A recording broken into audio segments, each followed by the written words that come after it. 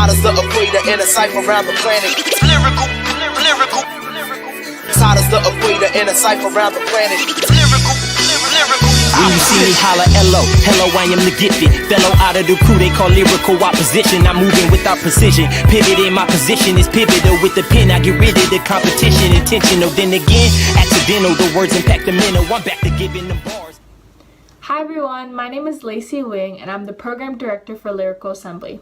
Thanks so much for tuning in to our Lyrical Assembly broadcast.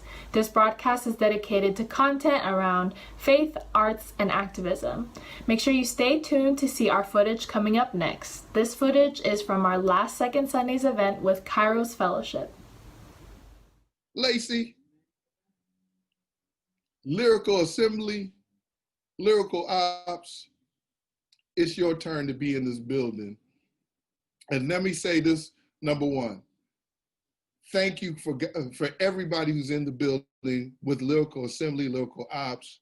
We appreciate your gift, and man, we support your gift, and we want to make sure that this prophetic gift that you have, and I do believe it, that you're speaking to the now. We want to thank you for being not only here, but being who you are in the earth.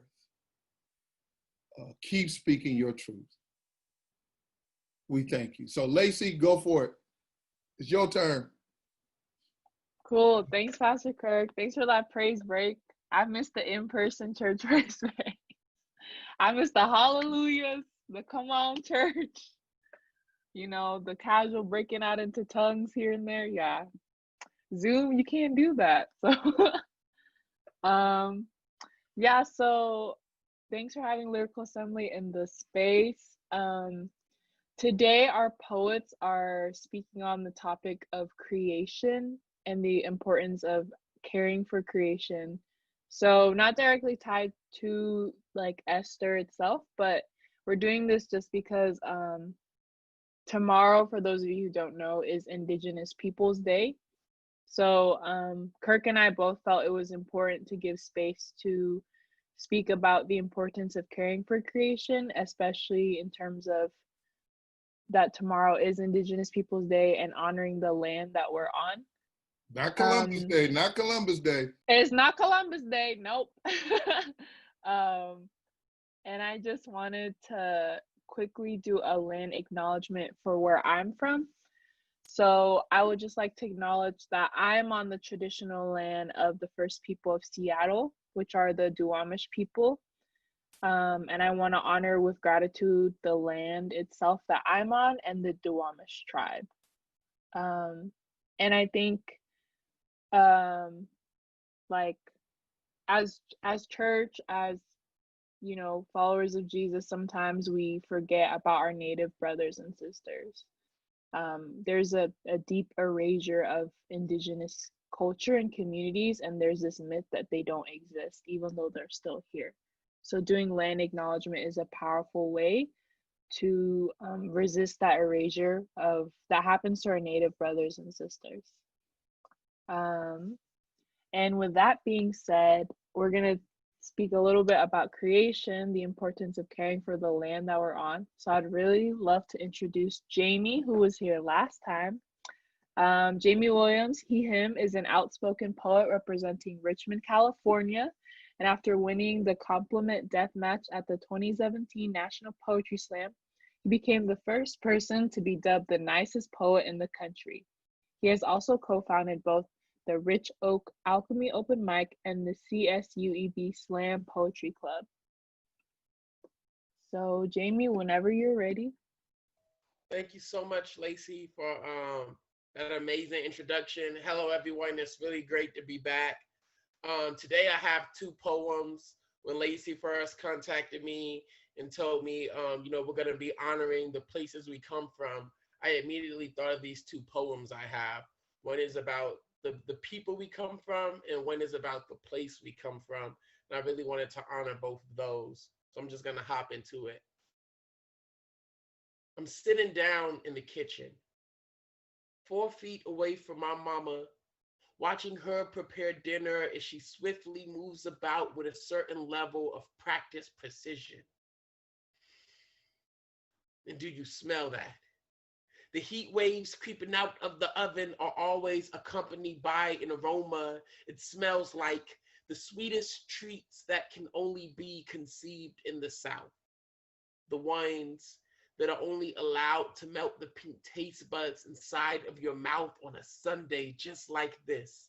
It smells like women-made miracles, dashed with tablespoons of black girl magic. It smells like overt optimism in the face of poverty. And as always, I remain seated with my wide, inquisitive eyes glued to her every move. Mama's chocolate hands always lifting pots and pans. Mama's chocolate hands always chopping onions. Mama's chocolate hands always seasoning the chicken. Mama's chocolate hands always opening cans of canned beans and yams. Today, as I watched her majestic figure move about, I wondered how many other little chocolate boys have watched their mamas as closely as I have mine. And I wondered how many other people had adopted their mother's mannerisms, because in my case, I had inherited my mother's love of life. I was birthed with her pragmatic stubbornness, and I embody her ambitious tenacity. These days, I am barely home. And when I roam about in the world, I always feel like something's missing. The muscles in my abdomen start contracting, asking for something I cannot give it. And my stomach starts caving in, craving a hearty helping of love, something that is fulfilling, something similar to my mother. And honestly, it took me 2 decades to realize that the kitchen has always been a symbol for life, because I have always been watching my mama. Mama's chocolate hands all lifting up all 6 of her kids. Mama's chocolate hands chopping down barriers that attempted to stop our success. Mama's chocolate hands always making sure that we were well seasoned with knowledge and education. Mama's chocolate cans always opening massive cans of whoop ass on any idiot foolish enough to mess with one of her babies. And some days, I want to drop my responsibilities and run home just so I can give her a hug. Just so I can see her moving about in the kitchen, so I can finally say, Mama, do you need a hand? Matter of fact, you can lie down if you want, and I'll cook dinner tonight. I'll use love unconditionally as the secret spice. The same taste that I've been feasting on for 24 years straight will always be attached to my memories because of you. Mama, it's time I bake you something beautiful. So that's my first piece, y'all. That's my first piece. Woo! For it, Fire, bro. Fire. I had to unmute myself on that one. I start thinking about stuff, man. Fire. No, thank you. If anybody's ever been in a poetry venue before, it's not like the poetry in the movies where you just snap. Like, if there's something you feel, let me know. You can snap it up. You can stump. You can say you can say hallelujah. You can say amen. Anything that you feel like, this is the space for y'all to like really feel that. So really be present. I got one more poem, and then I just want to say something really quick before I transition to the other poets. But I'm going to hop into this other poem before I do that little quick announcement. It's going to be like 2 seconds. During my sophomore year in college, after English 1002, this overprivileged girl from Danville dared to stretch her paper-thin lips and tried to turn my city into nothing more than a black bird on its deathbed. She said she never stops in Richmond because it's too dangerous. And until this day, there's an ocean of anger inside of my chest, wishing I looked her dead in the eyes and said my city is not a buckshot loaded into the barrel of a shotgun. Richmond is not the raven on its deathbed about to croak. I'd rather call it the black smoke, dancing on top of the bonfire as if there is no tomorrow. Yes, my city knows sorrow. It has mastered the art of holding death and progress. In the same breath, it heard the thunderclap of bullets raining on Cutting Boulevard, rinsed the blood off of his fingertips, and never even had a moment to mourn, because in the morning, it had to become the sun, pulling apart the sky like blinds to reveal a brand new day. Richmond is a place of praise, y'all. It's the loudest hallelujah that should leap from your lips. It's the alarm clock buzzing in your brain, letting you know it's time to wake up. It's time to wake up. It is time to wake up, because Richmond is made up of melanin and stardust, and blood, and bones. So I call it home to the future's biggest protest, because to me, Richmond looks a lot like a revolutionary at rest. It is a pulsing heart, the size of a black power fist, doused in the flames of being forgotten. My city knows how to be forgotten. It knows how to tuck itself inside itself, but ain't that all a hood is anyway? Two sides of the same coin, two sets in the same city, two gangs gunning at each other like there isn't a common enemy, like there isn't a multitude of institutions constructed to carry black and brown bodies into cages or coffins. So the moment I walk into these public schools, overly eager to teach my classes, I refuse to see a violent crime rate 138% higher than the national average. I choose to see a body of black and brown students, pebbles of hope thrown so far down their well-shaped hearts, it is hard to walk on the asphalt without hearing calling your name. Until this day, I wish I told that girl from Danville that Richmond looks a lot like the moon, constantly going through cycles of its own rebirth. Better yet, it is a phoenix, rising from its own ashes, ready to reclaim itself, ready to rename itself as something that never has to die on the tongue of those who refuses to see its infinite beauty. Say it with me, Richmond. That's my poem, y'all. That's my poem. Thank you, Lacey, for inviting me back. Thank you, everybody. I said I had a quick announcement. Pretty soon, I'm going to be teaching spoken word poetry shops that are open for adults. Usually, I only teach K through 12. And these workshops are going to be $10. They're really, really affordable. The date is going to get squared off in the next couple of days. If you like to stay present about that, if you like me to let you know when those dates get confirmed, drop your email, drop your phone number, drop your social media account in the chat box. My social media, my name at Jamie_the_poet, and I'll get back to everybody. Even if you don't think you can do the poetry, if you think that somebody is really interested, please pass it out. Yeah, the date's gonna get squared off in a couple of days. Thank you, everybody. Woo-hoo-hoo! Thank you so much, Jamie. It's good to have you back in our space. So if you guys are interested, Christian just put his @ in the chat box. But thank you so much. Yeah, I like that you talked about your mother and then the city where you're from, because I think that's where it goes back to when we try and remember like where we're from, the land that we're on, goes back to family, goes back to, you know, the neighborhood that we grew up in. So thank you so much for sharing that.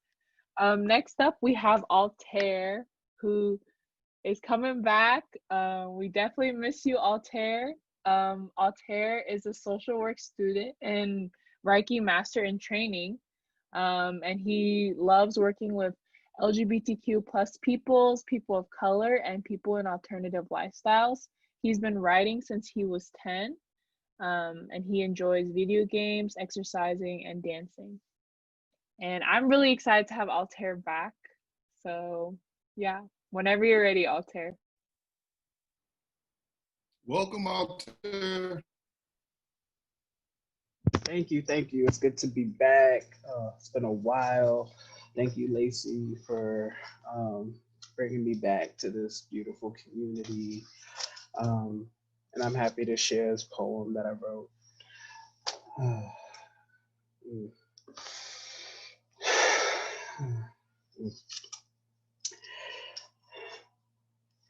Tending Mother Earth means getting out the way. I got a particular set of skills in an oppressive array. Is it power from above, like some overhead sorcery, or trusting oppressive structures who claim the authority? The earth is being warped. It's not a question of morality. Every engine ain't eternal. We have to face mortality. Caring for this planet is a mighty task. You're part of this too, while concealed under a mask. Used PPE, adding to the overwhelming litter. While it seems we're more concerned on who to cancel through Twitter. The way politicians avoid main issues, I'd swear they have the locus of an acrobat. But if I insult America, they're ready for verbal combat. This country was founded on stolen land and stolen people, stolen souls, denounced culture, and Native communities who were once peaceful. Black lives matter, and Indigenous lives matter too. People of color, let's rise up, lift each other, and pull through. Our cultures are more than missing and murdered. We are spirits allowed to be loved and to be nurtured. And that's it.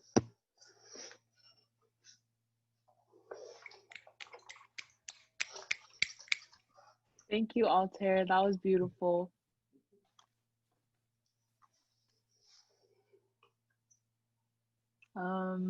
Yeah, thank you so much. That was, yeah, I think you spoke like directly to the times that we're in. So thank you so much. That's why I really appreciate artists, because I think they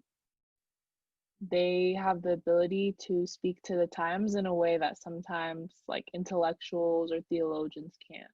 So thank you so much. Okay, next up we got Treje. It's so funny because the first time she was here in Second Sundays, I totally butchered her name and I felt so bad, but now I know her name. So Treje. So Treje's poetry has been sought out and shared with various colleges, organizations, conferences, and churches across the nation.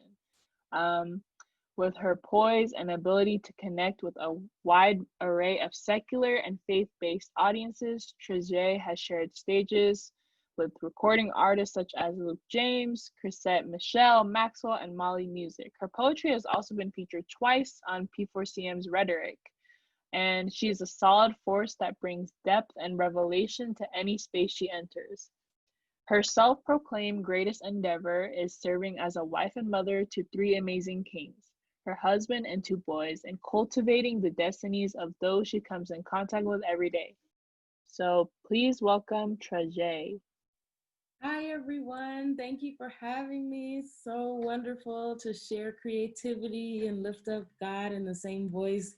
As we know, Genesis 1:1 says, in the beginning, God created. And so he's the first ultimate creator. And so I just am so grateful to be here with you guys this morning. So I have 2 pieces for you. One, I was inspired to share it after I heard Jamie's poem. It's just such a strong kind of origin and story about identity as a Black man and your community. And so this piece is actually new, and it's entitled To Be Black and Woman. And as I know, to be Black and woman is to be a creator, right? To give birth, to create things and movements and just art in so many ways. And so this is To Be Black and Woman. To be Black and woman is to be all things queen and regal, yet still cliche some days.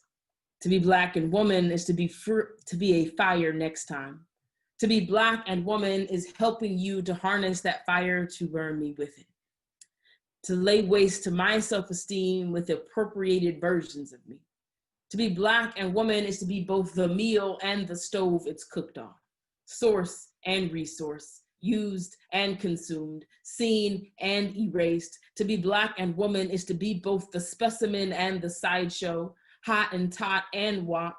To be Black and woman is to carry a torch for your own lynch mob. To be Black and woman is to be lynched, hung high, fashion on display so the world can parcel your features to the highest bidder. To be Black and woman is to always be for sale, on clearance, or just plain given away. To be Black and woman is to have your value discounted by the ones that window shop your identity, a novel idea no one is willing to pay the full price to live with. No one has paid more for this life than us. To be Black and woman is to be present and to present a vault of receipts for the last statement, and you still have to disagree. We are a territory every man wishes to lay claim to. Blood, diamonds, and oil rigs dripping wealth from lips. To be Black and woman is to offer your body as collateral damage, an unsolved mystery, an apology. To the rope that found its way around your neck in an empty cell, to the forceps that stole your legacy without your consent, to the walls that caught the bullets that missed. To be Black and woman is to be a hashtag without a guilty verdict, to offer your name just long enough to incite riots, but not long enough to bring justice, to turn your face into a talisman. To be Black and woman is to birth a nation and be left for dead on the operating table, an experiment, and how much the body can hold without our permission. To be Black and woman is to ask permission to live, demand permission to live, expect the right to live, and die trying. I see our tears. Y'all gotta unmute for that. Yes, sir. Thank you so much. Yes. Yeah, I think that poem, lately I've been really trying to see how my identity is really connected to the things that I create. And so thank you, Jamie, for inspiring me to share that this morning. This next piece is inspired by the book of Genesis, and it is entitled Outside is Open.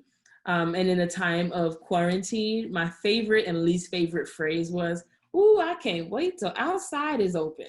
And I just thought that was such a funny way to look at quarantine, when really we could easily take a walk, we could easily go camping. Like, outside isn't closed. God's creations and nature isn't closed. The things of man and the things that our flesh craves are closed. And so when people say, "I want outside to be open," I was like, I don't know.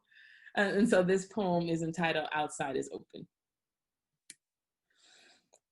Most would say the wilderness is a scary place. To wander into uncharted territory without compass or guide, but to exist amongst your creations is to be reminded of your intentionality in creating down to our faults. Lord, there is something so beautiful in knowing we are not alone, knowing that even our mistakes are divinely covered by your hand. If we ever wondered who we are, you said, ask the animals and they will teach you, or the birds in the sky and they will tell you, or speak to the earth and it will teach you, or let the fish in the sea inform you. Which of all these does not know that the hand of the Lord has done this? In his hand is the life of every creature and the breath of all mankind. The children of Israel knew what it meant to be free, learned what it meant to trust you with that freedom. Your blessings, like manna, falling even when we find ourselves scorched by the fires of fear. Lord, your breath is the cool breeze that refreshes me back to life when I have run myself into the ground chasing everything but you. Forgive me, Father. I long to hear your voice in the quiet of a sunrise. When I find myself lost in the worries of the world, I can always find your face in the ripple of a stream. Thank you, Father, for creating me, for helping me become rooted like the tree planted by the water, helping me to see that I am never alone because I am surrounded by the rustle of leaves. The chirping of a bird or the buzz of a bee remind us that our busyness is not the same as bearing fruit. We've been searching for you in all the wrong places. Help us to pause and take inventory of the grass under our feet, how it bends but does not break, to take notice of the sunflower that turns its face towards the sun as the day progresses. Let us follow your light in the same way. Let these fists of protest bloom into open palms. Help us to honor the world you created for us to find joy and peace. Help us to find ourselves phoenix amongst the ashes of this America. Let your voice be a daybreak on the horizon, casting darkness into the sea. Your hand is upon every living thing. So let us be eternally grateful to steward this garden we call life. Let us find your spirit in the clouds, feel your gentleness in each grain of sand. How many are your works? Almighty, how we honor even the smallest flower. A reminder that outside is always open for us to worship your creativity. Thank you, guys. Thank you so much. Woo-hoo.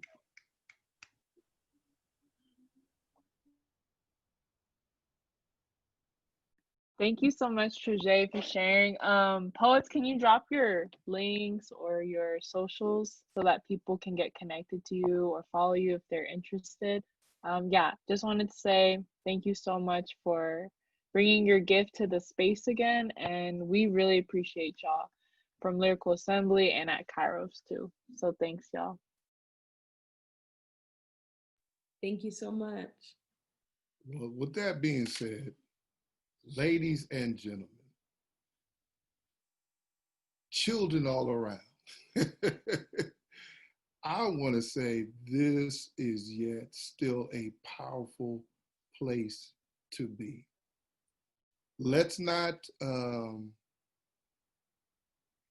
glance over this moment or glance over words that were just spoken as just words. I believe every word spoken was prophetic and from the mouth of God. From speaking about what you might think as mundane to the great pieces of God being present in this space. Some of us maybe don't understand how beautiful it is to be present. And I'm gonna say this in we don't have to be here. God planned and purposed you for this moment. And if you don't grab a hold of that, if you don't choose to lean into that moment, you will miss your moments and miss God's call, direction, and maybe even strategy for your life. Like, this is why I'm born for this moment. I used to always kind of go, man, I used to look at the 50s and the 60s and I'd be like, man, I wish I lived then.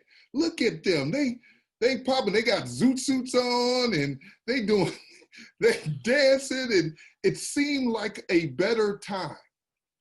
But God purposed their time. We always read these scriptures in funerals. Ecclesiastes is one of them. Ecclesiastes, we talk about God timed your birth and that God timed your death. But I want to say this, in between the beginnings of your life and the end of your life, God planned and purposed this moment right here.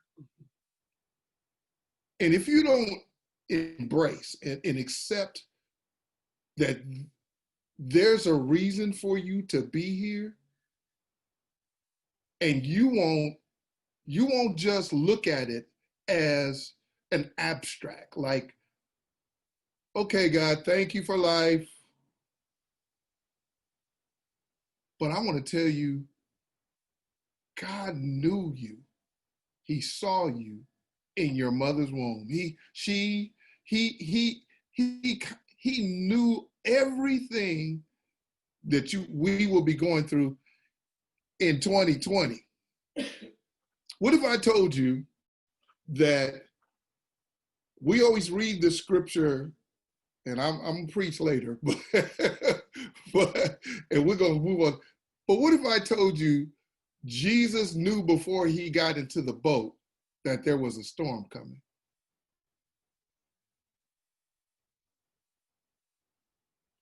Because most of us only read the scripture from when the storm happens.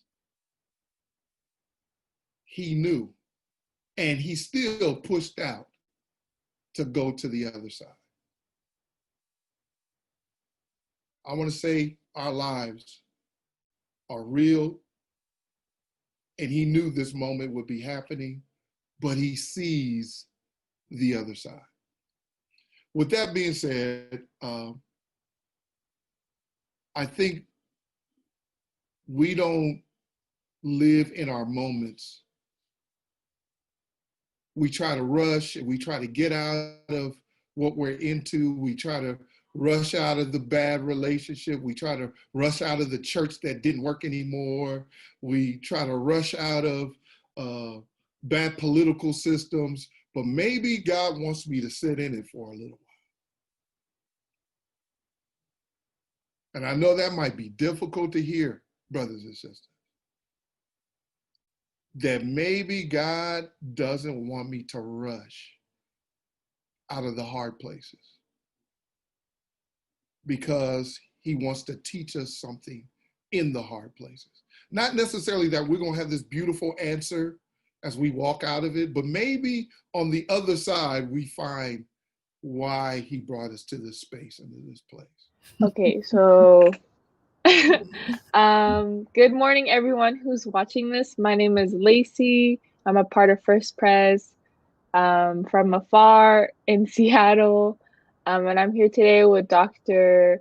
Woodley and Mrs. Woodley, and they're both here to speak to us about creation and a little bit about their worldview on creation. Before we get started, I'm going to go ahead and read their bio. Dr. Ranley Woodley is an activist scholar, distinguished speaker, teacher, and wisdom keeper who addresses a variety of issues concerning American culture, faith, justice, and our relationship with the earth and indigenous realities. His expertise has been sought in national venues as diverse as Time Magazine, Christianity Today, Moody Radio, and the Huffington Post. And he currently serves as a distinguished professor of faith and culture at George Fox University, / Portland Seminary. His books include Decolonizing Evangelicalism, which I'm reading right now and y'all should buy through Amazon. And then also The Harmony Tree, a story of healing and community, Shalom and the community of creation, an indigenous vision and living in color, and embracing God's passion for ethnic diversity. Mr. Woodley's chapter writings are in dozens of books and in many magazines and journals. And he is a legal descendant of the United Keetoowah Band of Cherokee Indians in Oklahoma. And he's also served as a member of the Oregon Department of Education American Indian / Alaska Native Advisory Board. Edith Woodley is a speaker, mentor on issues concerning Native American spirituality and creation. She's a full-time mother, grandmother, and farmer, and she has developed a unique relationship with the land and insights concerning how to raise a family on a small farm. Edith is an Eastern Shoshone tribal member who was raised on the Wind River Reservation in Wyoming, and she graduated from Bacone Indian College in Muskogee, Oklahoma, and is founder of several organizations with Randy Woodley, including Eilahey Indigenous Center for Earth Justice and Eilahey Farm and Seeds. Dr.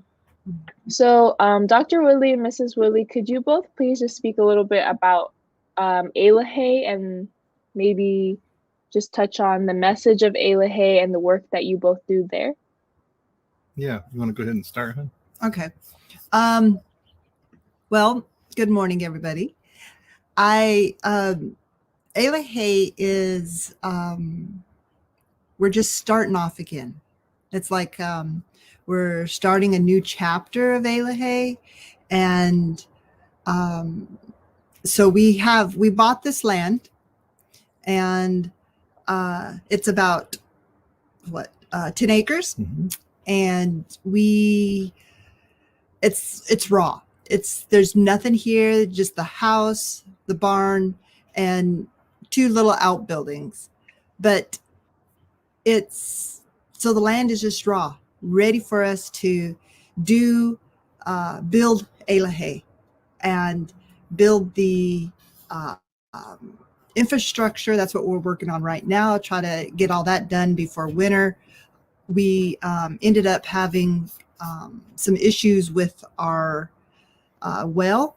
It was starting to run dry, so we had to do a new well, and that was that is a job in itself, because we have to do the whole building the whole new well house, and we had to have it dug, and then they didn't find water at the first drill site, and they had to move to a new drill site, and so they finally found water. And so it's just been a big production of trying to get our water situated, because, as you know, water is life, and we can't be here on this land if we don't have any kind of water. So we also have other things of water collecting, and so it's an exciting time for us right now. We've, as you probably could tell in the background, we have 10 boxes, vegetable boxes, that we kind of threw together in early spring, planted some seeds in them, and we got what we got. It's kind of a short term, but it's the beginning, and it's time to put them to bed and collect seeds. We've been doing that, and canning. I've been doing some canning, and so now it's time to put the boxes to bed and clean it all up and get it ready and plant some a winter harvest, so it can winter over the winter. So yeah. You wanna? So the Elahe Indigenous Center for Earth Justice and Elahe Farm and Seeds is this is our 3rd iteration.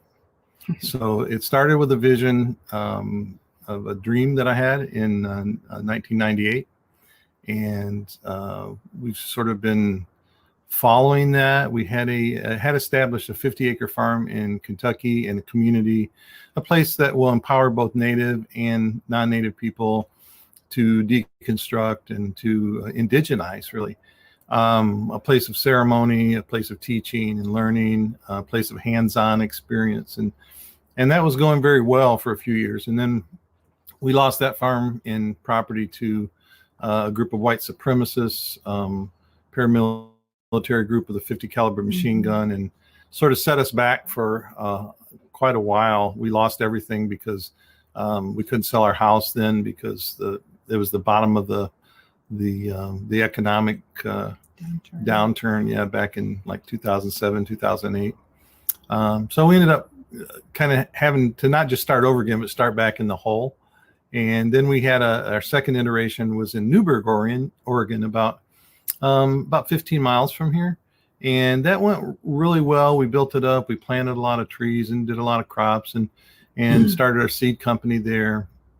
And we had a number of good schools, but there wasn't enough room. It was just a small 3-acre property to have the kinds of community building and things. We had a community that came around our ceremonies and things, and then so finally, this is our 3rd and final iteration of Elahe Farm and the Elahe Indigenous Center for Earth Justice. And it's everything I think we've ever dreamed of. And so, but it takes a lot of work to turn a dream into reality.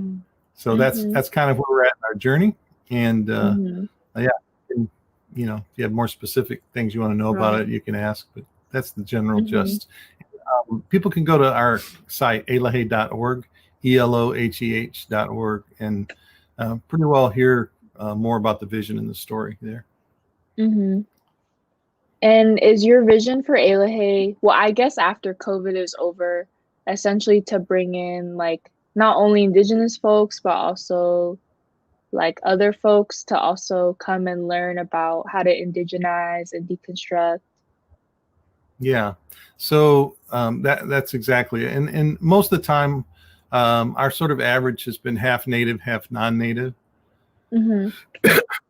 And so, but we realized a long time ago that like we have to do this thing together. This is not just for our native people, you know, and especially when it comes to like sharing power and things like that. We have to have leaders who are ready, and we have to have people, sort of allies who are cooperating and understanding like the big picture of equality and justice and all of those kinds of things. And so, yeah, it's for both Indigenous and non-Indigenous peoples, and you know, Indigenous people have a gift to give to non-Indigenous people, and I think we've been trying to give that gift, and it was shared at the beginning. I think by most accounts, Indigenous people were pretty hospitable and generous when the settler colonial folks landed, but they took advantage of that. And you know, it seems like, you know, maybe after 500 and what's it been, I don't know, 20, 30 years, Something like that. yeah, that, you know, people are actually wanting to hear from a non-Western worldview, people from different perspectives, and they realize that the Western worldview is sort of what got us in this trouble that we're in, and both disease and poverty, and you know, the trouble the Earth is in right now, the climate crisis, and it's gonna, you can't dig yourself out of the ditch, you know, with the same worldview. You've got to, you know, ask for help from other places, and I think people are, you know, maybe after all these, you know, 500 and something years, people are starting They're to finally listening. yeah. And so, you know, and there's a lot of this burnout from, you know, Black Indigenous people of color, you know, who are like, well, we've been saying this for years and we're tired, and you know, but I think it still ends up being our burden to share, if you will. Even if you're tired, if you're burnt out, if you feel like you've been beating your head against a brick wall for, you know, years and years and years, you know, if we're going to leave a better world for our grandchildren and great grandchildren, and, you know, we think in terms of the next 7 generations, then we've all got to work together, and we all have to give what we have, the giftings we've been given. And so, and there's certainly a lot of other Indigenous people besides us who have lots of wisdom to share. We're probably the least, but we're still trying to create a place where that can happen. And in our schools, we always bring in other Indigenous people to share as well. Not just us. We don't have all the answers, but we are trying to create a place that does provide that opportunity for everyone. Wow. And I can definitely say, as someone who, well, I'm in the Indigenous Grandmas cohort, so I've definitely, I mean, we're only on week 3, right? But I know. it's been really amazing. And I've also been reading a lot of your material, Dr. Woodley, just for doing stuff for Elahe's Instagram. And I can say, like, I've been missing out. As a settler myself, I definitely have been missing out. I think Indigenous teachings is what I personally need right now in my own journey of healing. So I want to thank you both for being so open, and caring so deeply, not only for your own people, but for the indigenizing and healing of other folks too. It's brought a lot for me personally. Thank you for saying that. So the idea to indigenize, people get the wrong idea about that sometimes. I think we're trying to turn everybody into like native people, and then people start wondering, well, what about appropriation or something? You know, no, that's not what indigenizing means. To become a part of the land and that whole system, what I call the community of creation, where you are as who you are. We're not trying to teach people how to become native. We're trying to instill the indigenous values, which is different than the practices, the indigenous values that have sustained our people for millennium on this continent, on what we call Turtle Island. And it's those values that we know that have been, we weren't, it's not like Native people all of a sudden magically were given these values. We had to go through trial and error for centuries to figure out, how do you live on this land? How do you get along with people who are very different from you? Because America was much more diverse before Columbus ever landed. And so all these things were sort of, a lot of them worked out. It's not perfect. It's not a utopia. That's not what we're talking about. But those values are what sustained those generations of our ancestors for so long. And we know that those same values enculturated or whatever into different peoples and their understandings on Turtle Island here will sustain us. And so that's what when we talk about indigenizing, that's what we're talking about. And I guess to also ask a follow-up question, so for our church service, our scriptural theme is Psalm 96:10-13, and it paints creation as having a very personal relationship with the Lord, right? Creation interacts with God in very human-like ways, such as the fields being jubilant, the trees are singing for joy.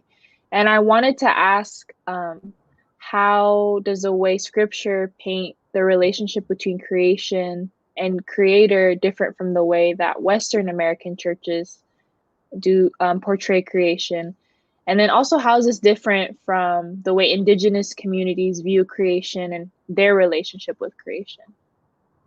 Yeah. You want? Well, yeah, that one's kind of a Do you want me to start? yeah, go ahead. Okay. So I got thoughts, but I'm just like, how do I frame them? I'll take the difference part, and then you can talk about how indigenous people see things, maybe. Yeah, maybe so. Yeah. So Okay. the difference is this. So for non-Western people, nature or creation is how we learn from it is like a metaphor, an analogy. It's some sort of learning device and so it's a very much an object. So we learn from these teaching tools or these objects, if you will. And that is not at all how indigenous people understand creation. And that's the Western worldview, what it brings to scripture.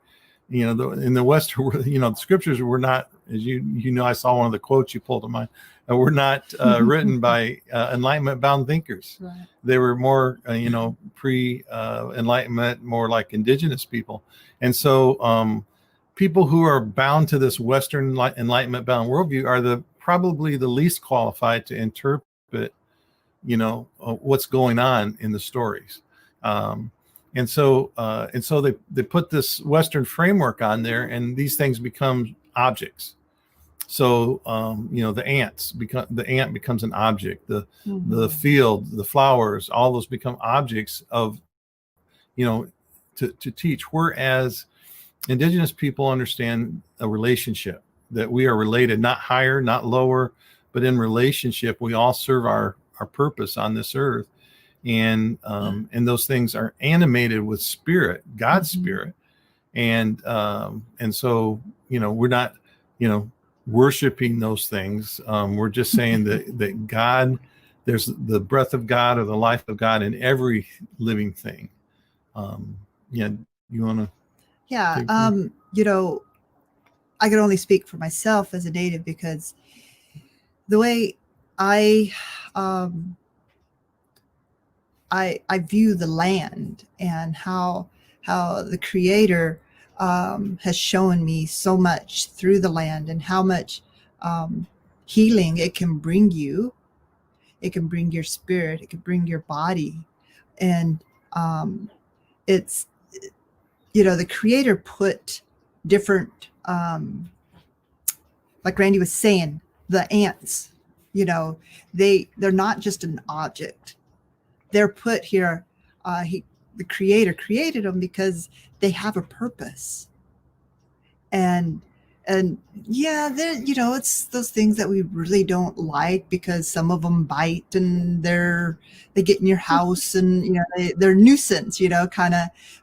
But the Creator made sure they had a purpose on this earth, on this Mother Earth, and we may not know what it is unless you're a science person. You can get all into this zoology type stuff, and but as a Native person, I feel like everything has a purpose, and we can learn from it, and we can heal from it.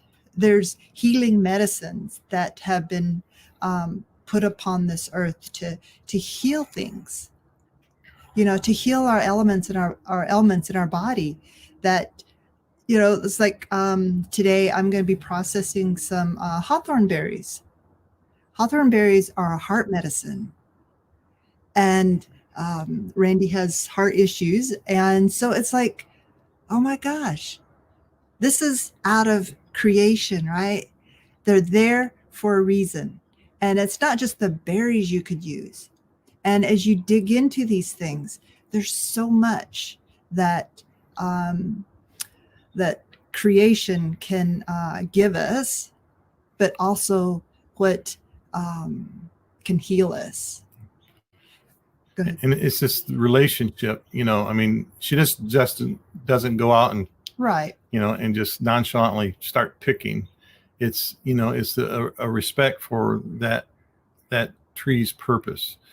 And so so how did you? Yeah, I go out there, and I went out at first and I started picking. I was like, oh wait, I stopped everything. I came back to the house, and it was halfway down the property, and so we got 10 acres, so it was halfway down the property. So I come running back and I go, Randy, I forgot my tobacco.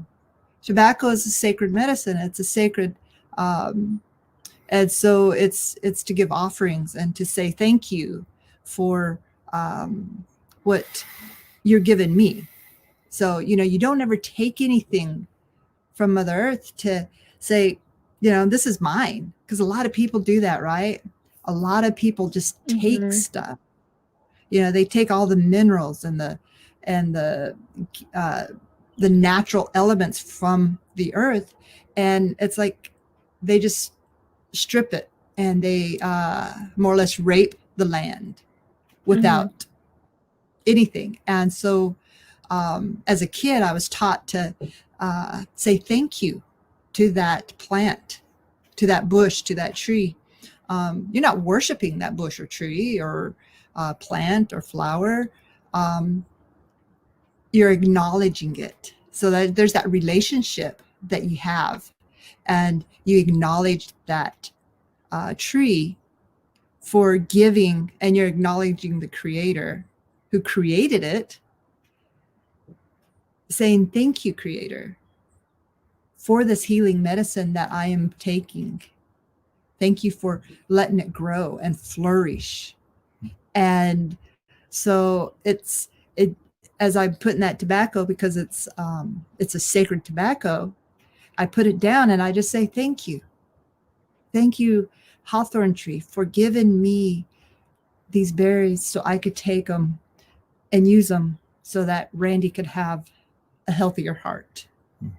So I was taught, I have a lot of different medicines that I've been taught by elders in different parts of the country. And, one of the things that's consistent with them all is they'll say, now the medicine won't work unless you pray over it. And so there's this spiritual connection very much with the physical, and that sort of breaks that dualism, right? It's like this is something physical, Creator put on earth to help me physically, and our spirits are in tune and in relationship, if you will. So there's this symbiosis, I guess you'd say, that happens in this process. And so it's prayed over when it's picked, it's prayed over when it's taken, and when it's made. And so very much it's not just something physical, and it's not just a quote unquote spiritual prayer that just goes up in the air without anything. it's that grounding us to the grandmother earth and everything that creator's put here for us. And you know, a lot of people think, oh, if they hear this, they're like, oh, you know, they worship the trees, they worship the ground, they worship the earth, you know. And it's like, no, it's not that. You know, like Reggie said, it's that relationship that is formed with the Mother Earth and with the Creator, and giving that thanks and that beauty, and just knowing that we just can't take, you know, because that's greed, right? Extraction's what's got us in the mess we're in, right? This thoughtless extraction. Yeah. You know, and all that greed is not good. You know, it's bad. Greed is bad, and it hurts not just us or the earth, but it hurts the animals, and it hurts the insects. You know, those ants that make their homes. And so, yeah, there's so much involved with this, but it's so simple also.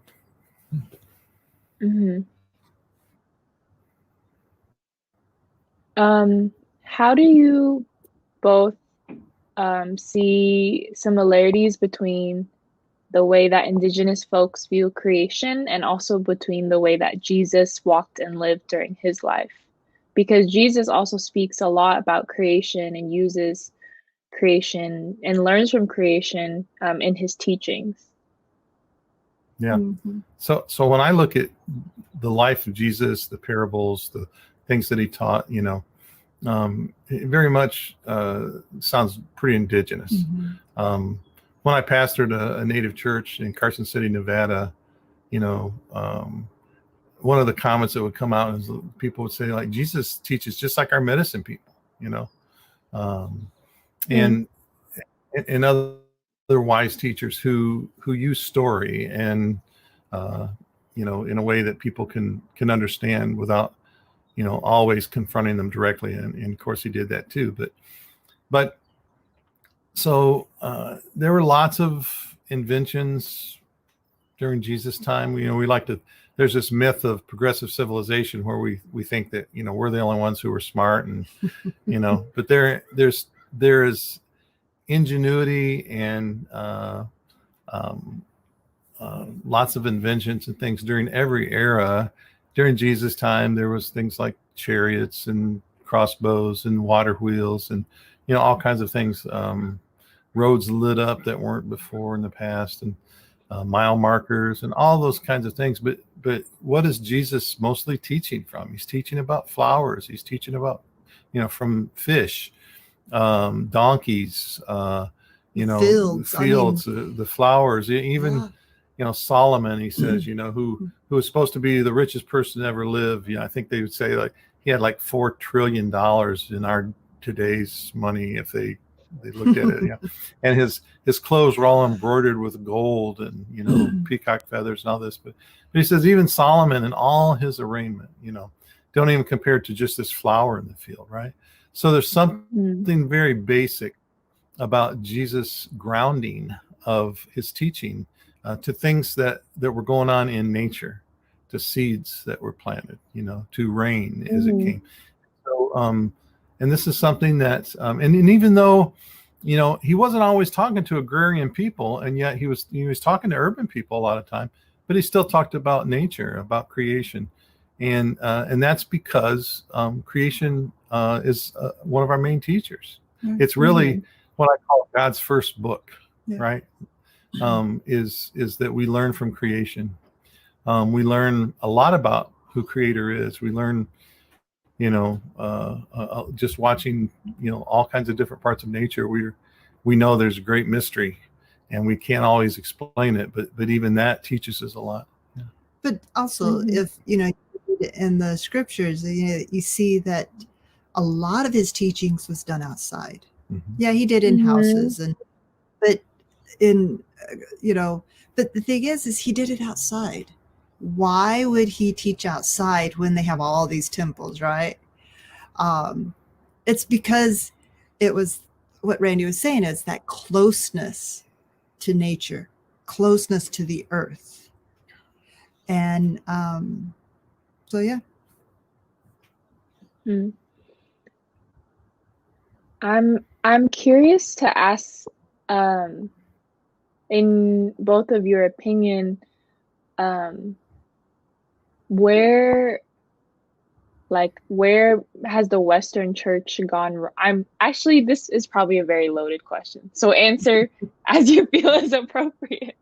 But I would really be interested in what you both think in terms of where the Western church has just gone wrong in the way that we have misinterpreted the scriptures and the way that we have viewed creation as a form of extraction rather than this more indigenized, non-Western worldview that you both speak of. Yeah, so there's a lot. Yeah, I know. I was like, oh, this is a big question. That is a loaded question. Yeah. So I see if I can just break it down very quickly. We idolize Greek civilization as the first real civilization on earth. The Americans do, and and we also so we have Greece and Rome as sort of the Western world has sort of adopted Greece and Rome and ancient Israel as their ancestors, if you will, right? And so spiritually, it's like Israel, right? Especially for the Christians, they think those are their ancestors, right? But but then also Greece and Rome, and then before even before the Enlightenment period and the Reformation, which are happening parallel with each other, by the way, even before that, there's this whole sort of empire-driven Christianity, Christendom, if you will, under Constantine, but it even goes back a little farther than that. But the Greek influence is apparent throughout, Plato's influence and Aristotle's influence, and these are people that the church pretty much wholesale adopted as part of their understanding of everything, of the world, their worldview. And so by the time empire goes from Greece and Rome to England and then over to here, this Platonic dualism is replete in our theologies. And so, and that is, what is that dualism? A dualism is not just two different things. Some people misunderstand that. Platonic dualism is when you invest in the ethereal or the abstract or the spirit or the mind above that of the body or the physical material world, the earth. And, the earth is fully spiritual and our spirit is fully embodied. And so these can't be separated, and even scriptures, there's really no place I can think of where like spirit appears without body, right? Embodiment. Even when we talk about like, well, what's going to happen after, it's like new bodies, right? So there's not this inner tube, air in the inner tube where it releases from the body and goes up, cartoons and Casper the Ghost and everybody shows us. But that degree of investment in the abstract, the ethereal, the mind over the physical has separated them in people's minds. And so now theology doesn't have to be embodied. It's about what you believe, right? And so Westerners are big on what they believe. It's like, we believe the right things, right? We'll even kill each other over it. Because if you have the wrong idea of scripture or God or Jesus, or the spirit, we'll have a war because it's about what you believe. And so then that translates, we believe in church covenants and doctrine and, the Bible and all the Constitution and all the products of the mind over and above lived experience. It's like, and Jesus spoke directly to that with the Pharisees. He said, you guys keep the law, that's good, but you don't understand the law. The law is about people over these things, right? It's about lived experience. It's about the whole process. And when we can separate it to just the rules, we become the Pharisees. And so this is where the church went wrong.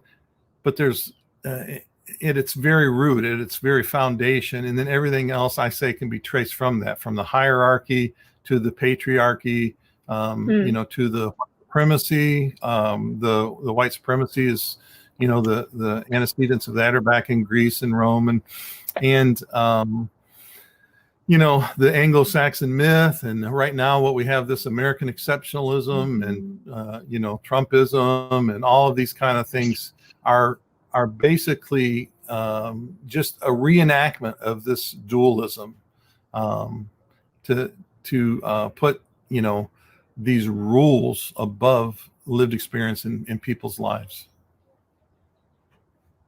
That makes sense? Yes, that does make sense. And I would even add, as we're talking about this, like in my own life, I found that like Western dualism was very damaging to me, because as a woman of color, it taught me that I couldn't trust my own body and my own instincts, and that my body was not spiritual.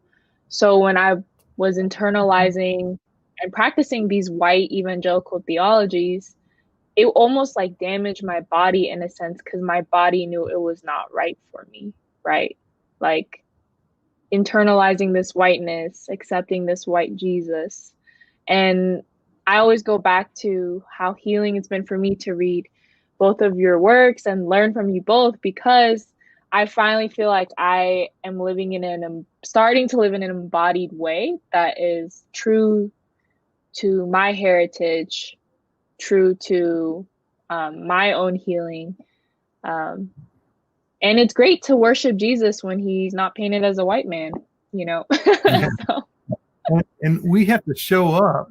We're not being real with ourselves and other people when we just show up as like partial embodiment, right?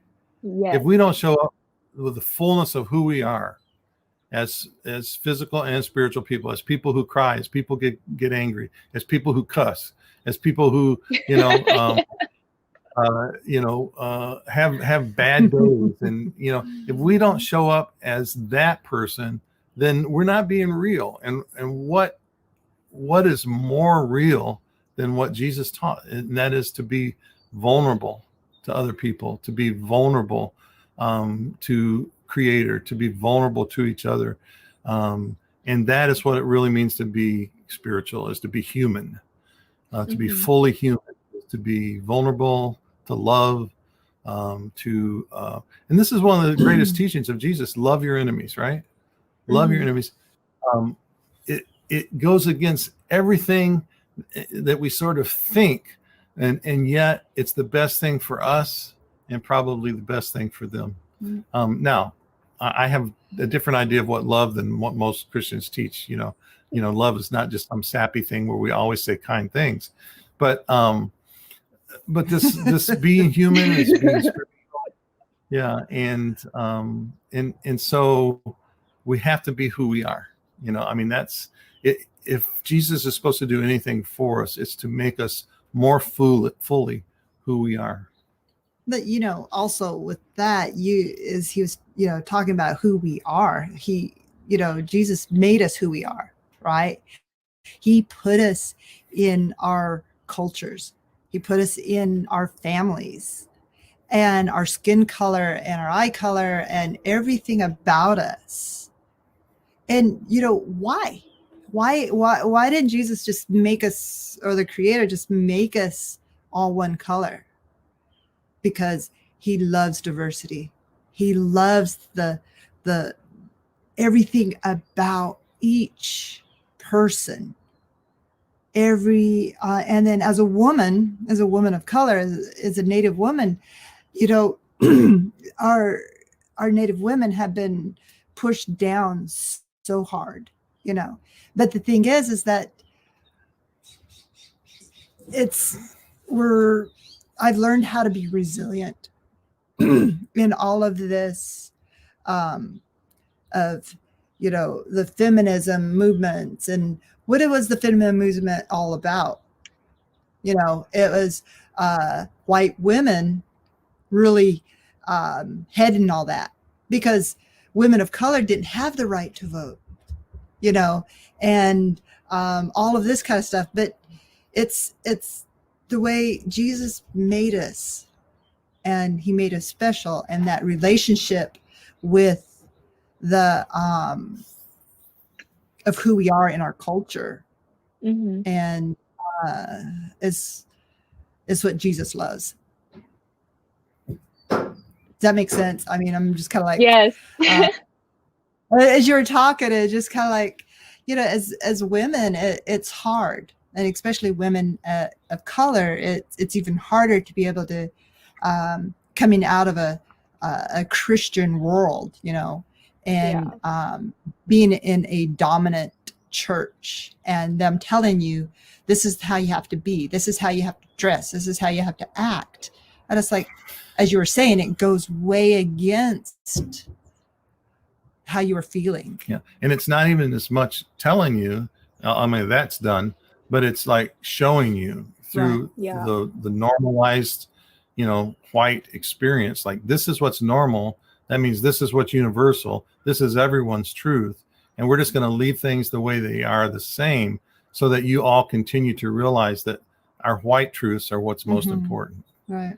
And so it's that, you know, you catch. They say more is caught than taught, right? And so, you know, someone said the other day, and I always thought about this. The church always say everyone is welcome, right, on the outside, right? But what it really says, everyone is welcome to be like us.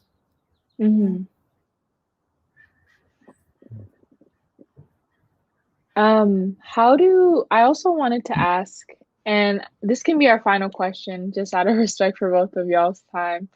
I wonder, for those of the people who are listening, what are some ways to move towards like healing our relationship with the land? Especially, a lot of us are settlers, a lot of us are non-natives. This isn't our land, but how do we still heal our relationship with the land? Well, like, I forget where you're at. Yeah. Like, whose land are you on? How did this land transfer from? And pretty well, I know the story. Almost anywhere you go, how did it transfer from the hosting of the people who were there originally to the hands of the settlers who are there now? And you know, when you claim that land, there's a social history right behind all this, and a geographic history. But you understand that indigenous people have stories and ceremonies built around those things that are there, and sacred places where special things happened over the centuries. And so to be on the land means, first of all, you admit, I am on stolen land. And this land was inhabited by a people for probably thousands of years, almost in every case, at least thousands of years, before I showed up. Now, if I don't acknowledge that, it's sort of, you know, it's kind of like the people who condemn others for like hunting for their meat or raising animals humanely and then killing them, but they'll go to, you know, eat a hot dog or a hamburger or, you know, whatever. And you know, and so to live on that land and is to, the first value has to be respectful of the people who were there before, and find out what they're doing. Their chances are they're probably still around and trying to survive, and they're fighting for their rights still. So to be an advocate or an ally. So that's one thing. But then to also understand what they considered sacred, because you can't just jump out in the land and go, oh, I know it. You know, you have to build a relationship with the land and understand it. And that takes a while. And so, you know, learning from the indigenous people who were there, what are their stories about with this land and how did they view it? And then all of a sudden I'm maybe in the right frame of mind so that I can go out into the land and I can like go, okay, how do I, as a visitor, begin a relationship with this land? And then what does this land want? You know, and then, you know, are you you know, a lot of people, they want to do this, but they won't even talk to the trees and bushes and flowers around them, right? As if to acknowledge they have life too. If you can't talk to a tree in your own backyard, don't try to, you know, be an environmentalist, you know, at least from a native perspective, you know. Right. You know, so it has to be to develop into from a sort of a, what I call a socio-historical geographic understanding to a more personal relational aspect. And then now all of a sudden it's like, you know, maybe I've only got, you know, pots out my apartment, you know, balcony, or maybe I've got, you know, a little plot, or maybe I've just got, you know, 6 square feet. But how am I going to tend this land? How am I going to make sure that this isn't just for me, but I invite the community of creation into this as is meant to be, and to restore that land and allow that land to heal me. And so there's this relationship, this reciprocity that has to occur.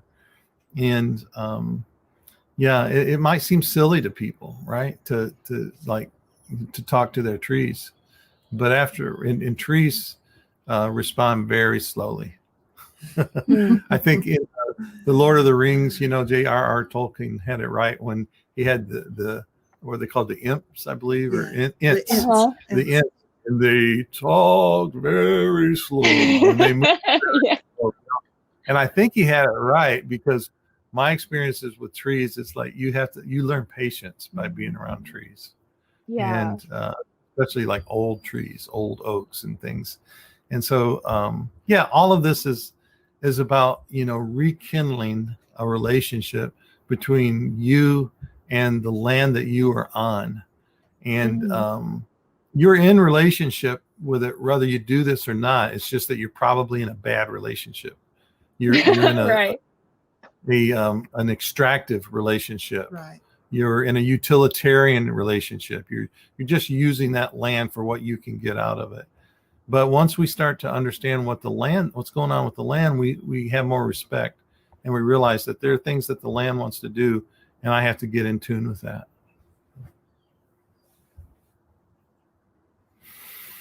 I totally agree with what he said.